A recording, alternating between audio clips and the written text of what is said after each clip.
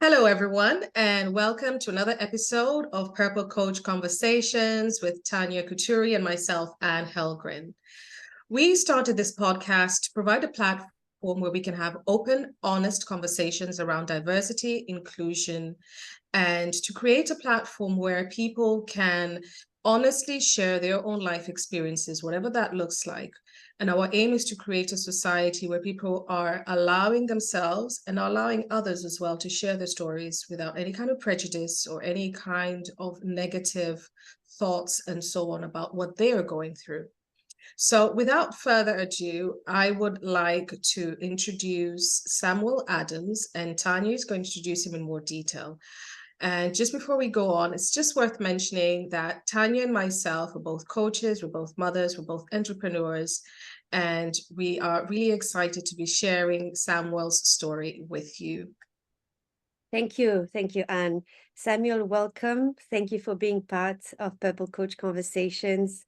I just wanted to give a little bit of background on how I met Samuel.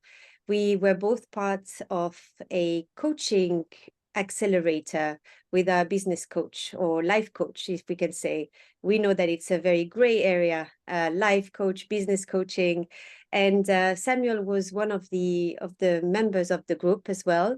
And we didn't interact so much at the beginning because there's a lot of people around, but then we made the effort to kind of start to get to know each other individually. And with Samuel it became very, it became like it was flowing in a way. Like we started having the initial conversation, and as as as we were going through the hour talking together, I felt almost the need to talk to him again. And so we scheduled another call and another call. And we hadn't thought about, diversity, inclusion, or anything. It was more about exchanging our experience, exchanging our life story. And Samuel is somebody very discreet. He's not going to tell you straight away about, okay, this is what I've gone through, and that's what's happened to me, and look how I've come out stronger on the other side, which you will get a feel for right now. But he would give you some glimpse of hope every time, or different perspective, or different ways of thinking about things. And then he will open up slowly to his own personal path. And every time I came out of it feeling so much stronger and optimistic. So we have calls scheduled every month with Samuel, just to check on each other and to give each other kind of mentoring and inspiration. So then I thought we wanted to share this with you guys, with the audience. And Samuel is a coach himself, and he helps, his own clients seeing things in a different light and getting the best of themselves. I think this is the longest introductions I've done ever. So sorry for that. I hope that was inspiring enough for you to listen through it without accelerating it. But Samuel is going to introduce himself now. And yeah, just start wherever you want to start. Thank you for being here. Thank you both for having me, Tanya, and I suppose I'll start by following the longest introduction ever, which is quite something. And you know what jumps out at me first of all is I've only learned this, probably you were one of the first people who I did this with, is the idea of really not kind of leading with your story or with who you are, because it's, what you can give to people is almost the most important, and that you are not your story despite it being part of you. You don't lead with everything. So it was something that, yeah, it's kind of been revealed over time, I suppose, and to kind of give people a flavor of that. Honestly, what jumps out at me is I was born 4.5 months premature. So that's at about, I believe it's about 22 weeks. That's the age where, and you're both mothers, I'm sure many of your listeners are, but, this is the age where children, babies rather, aren't expected to survive, or they are also expected to have so many, you know, things that aren't wrong because they aren't fully developed. They're literally in the womb for what, 4.5 months, half the time that's needed. Um, so you'd have like, one arm and a defected heart, or you aren't fully formed yet. I was born literally on a toilet. My mum went to the toilet, looked down, and there was my head. And as a result of that, I've got cerebral palsy because of the oxygen that I needed in the incubator to give me, almost like a superhero story, whereby the more oxygen, the more chance I've got to live. But then the kind of the defect, or that's kind of as a result of that, is I live with cerebral palsy. I'm blind in one of my eyes, but it just I'll take that, because the quality of life I certainly have got.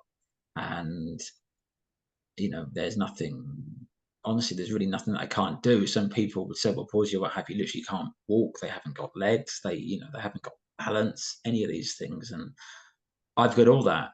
And having that from like day one, and knowing that I survived birth when other babies in the hospital born a similar time weren't. My dad always present, I can't even say the word, presents me to that. So that's definitely given me a very, go out and grab it attitude to life and everything that I do. That is so inspiring to hear, Samuel. I think for every listener listening to that, for many reasons. But one thing as well that I'm really loving is how genuinely positive you are, because there's sometimes you can be positive and it feels like a surface positivity, but there is a deep inbred positivity in how you share your story and how you're grateful for where you are. Where do you get that from?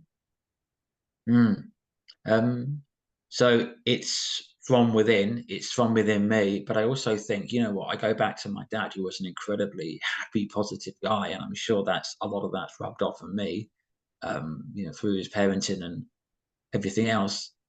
I think that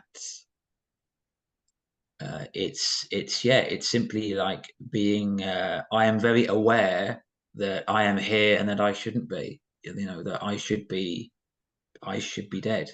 And I'm very aware that, now it's my job to make each day as great as it can be. I am a naturally happy person, but then it's kind of, now I must give that positivity to others. I must radiate that to other people and look at things in that positive light. Like I said earlier, I mustn't complain that, I don't walk, 100% perfect.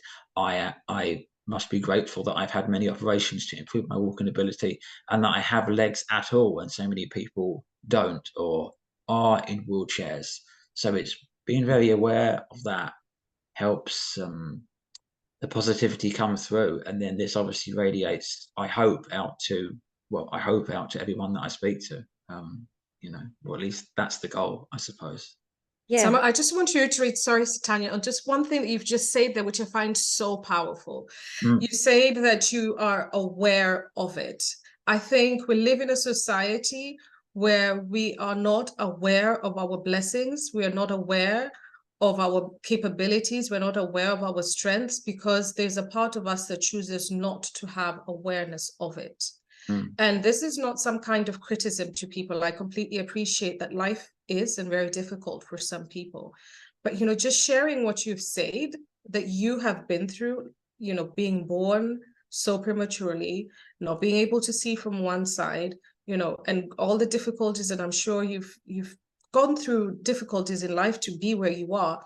But I love what you say there, that you are aware of how you need to be positive. And I think it's just something really beautiful to reiterate for the listeners, that it is at the end of the day a choice that we make, whether we are going to take a positive mindset or not. It is not the circumstances that make us, but it is our mindset that makes us. I mean, I could add to that long-windedly, but I'll just say, listeners, it's exactly what Anne has just said. I mean, it's as simple as that. Literally, it's just a flick of the wrist that, click those fingers, and it's something that you simply do. And then, the world changes massively as a result. Instant. Thank you for that. Thank you. And I want to talk more about that. This change of perspective.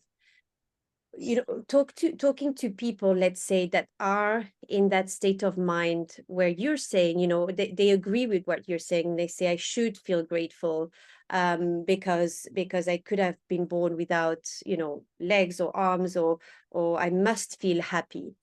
And they know that they know of these musts and shoulds, but unfortunately, what's actually happening inside of them is different. They can't control their feelings. It's something that just comes up at that moment. And and I know you've suffered bullying, so that's something that I want to hear from as a result of that. So they you talk about your dad, but sometimes it's not enough, that this feeling of not being validated or loved is so strong and overpowering everything else, that despite how many times you try to flick and change your thoughts, they're not changing. So I'd like to hear a bit about this process, because I'm sure you've been, and correct me if I'm wrong, on that end where, it was hard maybe to feel hopeful or validation, etc. How do you do that? How does it come? Is this something that you were born with? And that was the first question of Anne that you've answered. But is there something else? Is there something else? I'd love to say yes, there is, and here's what it is. But then if I knew that, then, well, we'd all be doing this podcast recording on an island somewhere, as opposed to where we are. So there's nothing kind of innately that sticks out in my mind that's the thing, that's the one thing that I have that you need. I suppose it's part of my life goal is to work out what I have that other people need and that I can give to them long term, certainly. So yes, I think it's most definitely born. It's definitely within me. And as a child, I think it's very easy to almost swap that off and just be as you are. I think it's only as an adult where we really get ingrained with our stories or our journey or our path. And I can think of a really good example where the positivity, I had to kind of keep positive, and perhaps why I found it more difficult was when I was looking for, after I graduated uni, I spent 4 years looking for work, and I went to over 100 job interviews and got told no at least 100 times. And that took a lot out of me with really testing. It's almost like a test of, hey, you think you're this positive. Let's see how positive you are. And, that's the result of employers wanting people who maybe don't have a disability, or they want people that are going to, they don't want to take a risk. They don't want to take that chance. And I get that. I respect that. I understand them. But that was definitely a test of my resilience and positivity. And I suppose what I've learned from that is you must always almost journal on it for some people, if that works. You must always take and remember the positive from a situation and discard the negative. Every experience, you're either going to get a bonus from it, where or you're going to get a learning from it. So there's no negativity there. It's simply one or the other. So that's certainly helped me in the tougher times. I got to say, Samuel, there's something that stood out for me right now, and I love what you've just shared, and I'm intrigued. I'm going to kind of play a little devil's advocate with you, if you don't mind. You said something about when you were looking for work and you've been through all these interviews, and the employees didn't want to take a risk with someone with disabilities, and you talked about how you understand it. It intrigued me, because there's a part of me that felt like I would be so frustrated if I was on your side. Like, I wouldn't understand why you wouldn't take a chance on someone based on their disabilities, or based on their religion, or their skin color, or whatever, or their accent. So how did you come to this place where you feel like you've become so understanding, I guess, or I don't know, maybe you'll correct my words if understanding is not the right word, but where you've come to this place where you actually are seeing it from their perspective, despite the fact that you were the one being discriminated against? I think part of it is, so I think, like I'm aware that or at least I've been told by many employers that if they have 50 or 100 CVs in, they're going to cut them in half and take these 50, dump the other 50 in the bin as a result of I can't sift through them all. These 50 people just lose out. And if I'm one of them that's in those 50, then I lose out with the 49 others. And that's how it is. That's probably an example of the world being the tough place that it is and life being tough. And there's nothing I can do about that because that's someone else's action. There is something I can do about my own actions. There's something I can do about how I view it. It's a bit like if I went to work in and I applied for a job in a Chinese restaurant. I may not get that job because the employees in that Chinese restaurant may want people who are Chinese. And because of whatever, maybe it's a quota, maybe it's what they want to portray to the customers who are there. Who knows? I mean, I don't really care why that is, but it's being almost understanding of there's something beyond. It's beyond me. It's a bigger reason than me why why you're told no. And beyond that, it's like what you do when you're told no is as important as what you do when you're told yes. So, these are the thoughts that really jump to mind for me. It's not personal, like with bullying, when I was bullied at school, as much as it may feel it, it's not personal to you. Wow, That's that's super so powerful. much growth to get from this. And in our day-to-day, we face, news or certain things that are not going our way.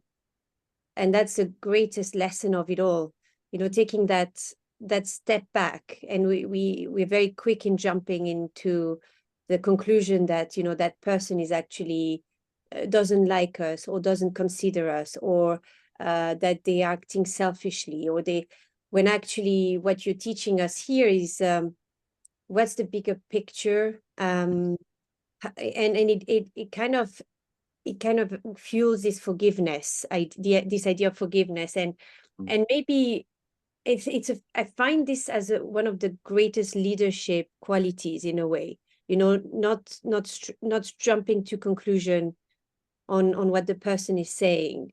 And you have developed that throughout the years. And it's a fantastic strength to have for your clients, teaching them that. And it's not limiting them, because you could be like, okay, so then you just forgiving and accepting of the situation, so then I'm going to accept everything. But it's not what you're saying, right? You're just saying, see the greatest picture and see what other options are out there. Maybe that's not your calling, or that's not the right place to see. What do you think of that?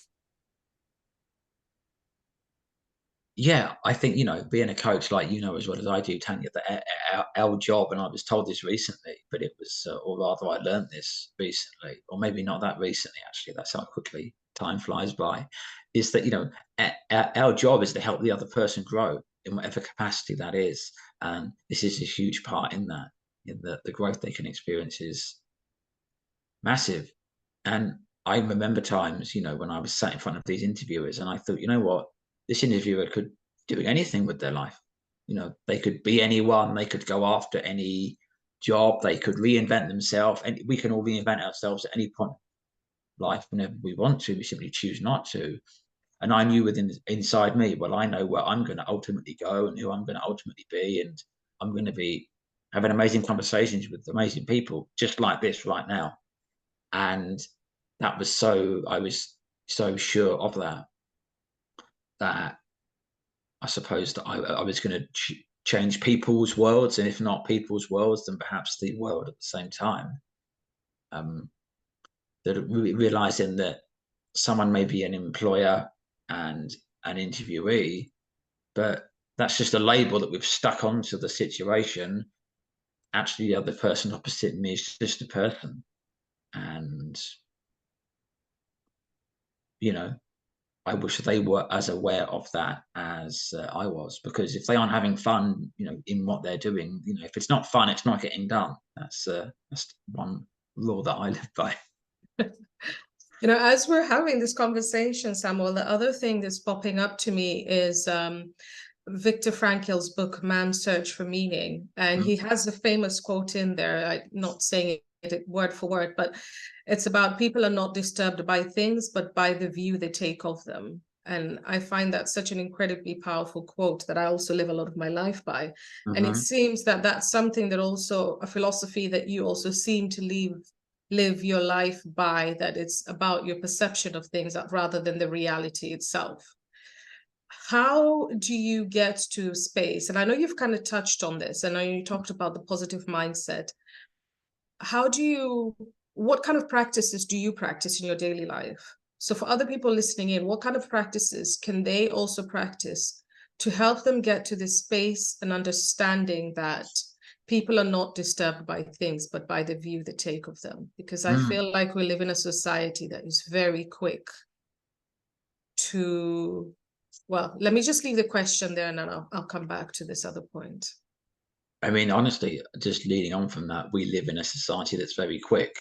Yeah, we do. They're quick to do, quick to judge, quick to act, quick to just quick. People need to slow down. And when we say slow down, it's not slow down literally, but slow down your thinking, slow down your thought process around the thing that you're thinking about. What springs to mind for me immediately is, the problem isn't the problem. It's how we respond to problems that is the problem. So it's our response to whatever's going on that's the issue. It's not the issue itself. It's simply we've chosen to make it something. And I think, if I was to sit all day watching the news, for example, a lot of the news stories are, they're negative. They're going to be about something bad that's going on in the world.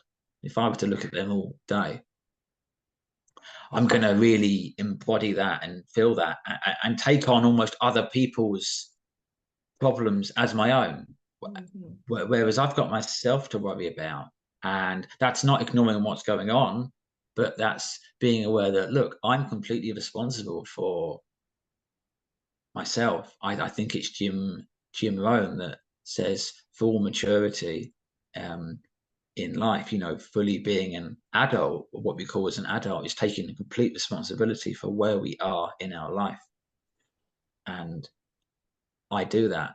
So I think people need to really be aware that they mustn't,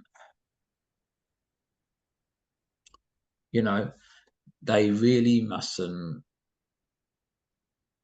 act as quickly as they do, or make the issue, the situation, whatever it is, about themselves. They need to perhaps take a breather, and things like meditation or breath work. The gym is wonderful for me. Exercise, I think, is a wonderful thing that's going to enable anyone to really slow down and perhaps get away from the tech and from all of the kind of the modern things we have in society now that weren't around thousands of years ago. Read Marcus Aurelius's amazing book Meditations. That's 2,000 years old, but it's as relevant now as it always has been. I think Yeah. If your listeners do a few of these things, I hope they'll be able to get a bit of whatever I bring into themselves too. There's no doubt. Absolutely. Thank you so much for sharing that. Thank you. And there's a lot of stoicism in the things that you talk about and how you behave, I find. And there's a lot of, let go of the things you can't control. And I wanted to ask you, because grief is one of the things that, death and grieving are one of the things that we can't control. And I'm just wondering if you could share your own experience and how, and certain things that could inspire our audience and listeners. Yeah, it's it's a natural part of life. I think, again, this is something that people aren't making themselves aware of, or presence in themselves too. You know, if you have a if you have anyone in your life who is, say, in their 90s, perhaps you should be really preparing yourself for something that could be a life-changing event for you, because it's never, it's, I believe it's always easy for the person that goes. It's more difficult for the ones who are left behind. They're the ones who have to carry on with their life. These are the ones who struggle. These are the ones who have it much, much harder. Um, And I think for me, what was an incredible kind of, you can handle anything that's thrown at you. Not that I didn't have that through my story in my birth or my school life, but also just grief as well. Is, I lost my mum to cancer when I was 8. My brother was even worse. He was 5. We both don't have really any memories of her. Um, but that really, because children are so resilient, that kind of really increases the resilience that we have. And then I look further forward in life, so my dad died of a cardiac arrest almost 10 years ago now. And my first thought when I heard that he had, collapsed on the high street, in fact, he was getting flowers for my mum for Christmas. So he died on Christmas Day, and he was getting flowers from a supermarket, to put on her grave, and he collapsed on the Christmas Eve, which was, crazy how it worked out, really. And I can only describe it as that. Again, because it's not personal, it's just what it is. I mean, talk about going out on top, dying on Christmas Day. And the fact that he, my first thought there was like, maybe I don't need him anymore. I'm in my 20s. I'd love to have him around. I don't need him. I can do everything that I want to do on my own. And it's just become an amazing part of my story, in that I carry on everything that he started or he began. His incredible, spark and zest for life is something that I get to continue. And I think, again, realizing it's not personal, and I wasn't prepared for that. But when the moment came, I knew I could handle it. That's amazing strength. It's amazing strength and resilience you have there. And I think it feels like it's going back to full circle of people are not disturbed by things, but by the view they take of them. And you decided to carry on his legacy of spark and positivity, and rather than seeing it as, and even how you started off your story, like death is a part of life. And it is obviously a very sad thing. But again, I feel like the theme is coming back around, the perception that we have, that we know we're all immortal. We're not living forever. I keep forgetting whether it's mortal or immortal. But Yeah. the point is that, how we look at things and deciding to leave his legacy by continuing the best parts of him and what he taught you as well. Hmm. Um, Samuel, I know you're a coach as well. And before we let you go, I think it'd be really interesting to hear about how your life experiences are also helping your clients. Thank you. I mean, the thing that comes to mind, and I have said this to a few clients recently, but going back to what we were talking about, a great phrase I love to tell them is to say, look, when are you going to stop living like you aren't going to die? When are you Mm. gonna when are you gonna stop wasting each day that you've got, where you can create anything you want, blank canvas every day? Start anew. You can go to bed a student. You can go to bed a master and wake up a student, and then you can, become a master throughout the day. You can learn something, and you can go to bed, wake up a student again. And that certainly helps shapes people's lives. I've had a lot of feedback around again, a lot of the things we've talked about, people's positivity, people's mindset, people's attitudes to how they are tackling what they are faced with.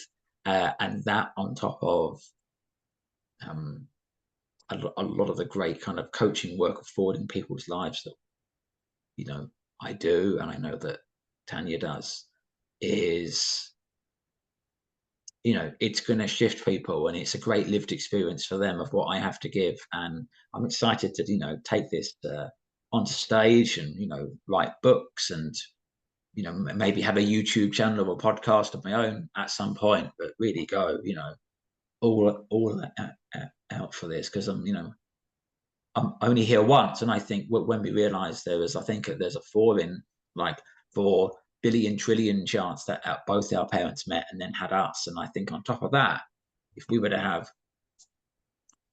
300,000 siblings, we would all be different. So we are such a unique person in the world. I really want to get that across to those that I work with, and quite simply those that I talk to. You know, you and your listeners, everyone included, you're so super special. It's really time you started realizing that, and seeing like what that truly means for you and the life that you want to take, you know, with your journey. Thank So you. beautifully said. I guess now you Thank you. understand why we have our monthly calls with Samuel. Yes, absolutely. I'm like, can I join? I just want to say something, that there's one sentence that you've said that to me is the highlight of our conversation. And it was, when the moment came, I knew I could handle it. This to me is everything. You do not need to be ready. But if you are in a state of mind where you feel peaceful, you know, gracious, harmonious, and you get all these obstacles coming your way, and you know you can handle it, to me, this is the ultimate confidence. Mm-hmm. And that, you know, for you, it felt like it was something that you were born with, that your dad clearly has allowed all of these emotions to grow inside of yourself. But I want to say to the audience that there is a way to get to it as well, with coaching, with working on yourself. There's different ways to release all these emotions, to give space to peace, harmony, and getting all these obstacles coming your way. And actually, not saying that you feel happy, of course not. This is a massive obstacle that came up, but to feel somehow confident enough that you can handle it. And that's I guess the main reason why I do coaching, and most of us do coaching, is that getting that inner confidence. And so I want to say thank you for sharing that sentence that I'm going to keep and steal and repeat and use your name. Of course, I'm not going to say it's from me, because I absolutely love it. You know, hey, you're more than welcome. And look, by all means, print it out and stick it on your wall and live by it as a mantra if you want to. 100%. You know, go for it. And yeah, I think that's key to point out to anyone is, look, what I'm talking about, you know, listener, please, whoever you are, I'm talking directly to you now. This, you know, my life story is not mine. It can also be yours. What I've been through is not exclusive to me. It's available for you.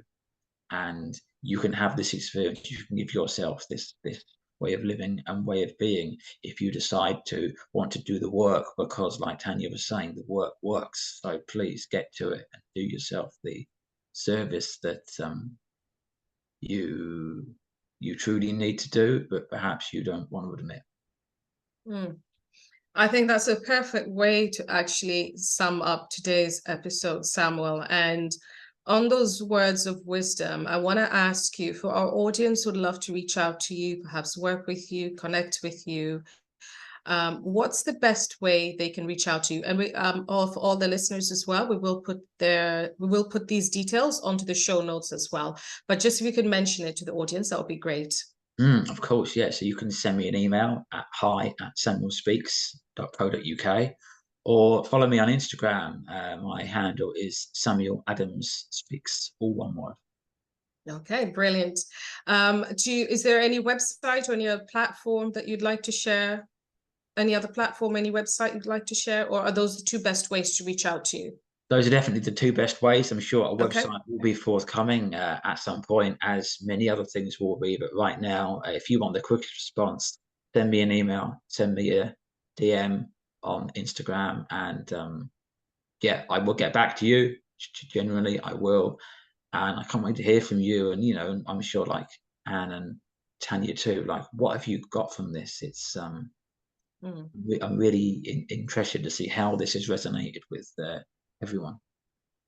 I love to ask that question as well to the listeners on my podcast, where you go, what have you got from it? And hearing back as well. It's always such great feedback. So people, please do reach out to Samuel. Let him know what you've got from this episode. Please also share this episode with someone that you think would gain a lot of value, or someone that they might not even know they'll gain a lot of value, but someone who needs to be inspired, someone you've been listening to for a while and think, you know what, they could use a word of wisdom, they could use a word of inspiration.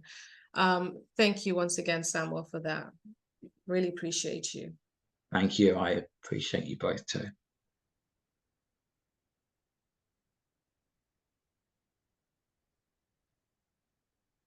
So, dear listeners, once again, we thank you for joining us on Purple Coach Conversations. We appreciate you as always. If you would also like to be a guest, please reach out to Tanya or myself. And you will see our details on the show notes as well. We would love to have a chat with you. If you have something inspirational or an interesting story that you would like to share with others, please do reach out. Thank you once again for following. Please do share the episode, and we appreciate you all. Until next month, see you later. Bye.